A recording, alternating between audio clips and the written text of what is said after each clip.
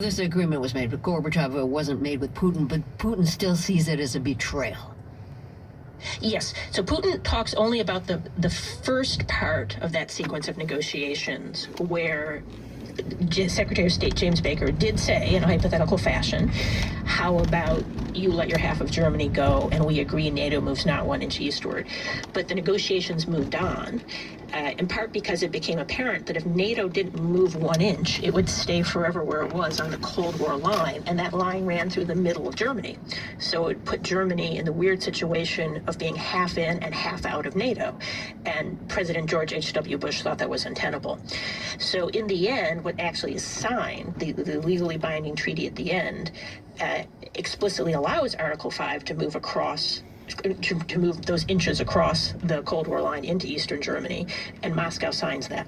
And so the legal document at the end is actually the opposite, but Putin ignores that because that's not useful for what he wants to do. So he instrumentalizes the early part of the negotiations and then ignores the result. After the collapse of the Soviet Union, NATO starts adding countries in Central and Eastern Europe that had been part of the Soviet bloc. Why did NATO want to expand? Maybe the answer is obvious, but I'd like to hear the answer. Sure. Well, it's not just NATO. It's many countries in Central and Eastern Europe who want to become NATO members. In particular, places like Poland, like Czechoslovakia, which then breaks up into the Czech Republic and Slovakia and Hungary.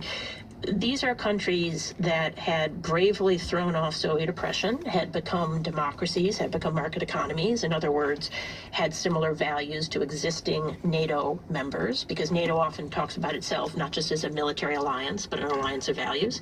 And they very much wanted to become members. And they contacted Washington, and already during the George H.W. Bush era, and then once Bill Clinton became president, and said, we want to be in NATO. So there was this, shall we say, demand, and the question was, what was Washington going to do in response? And that started driving the process.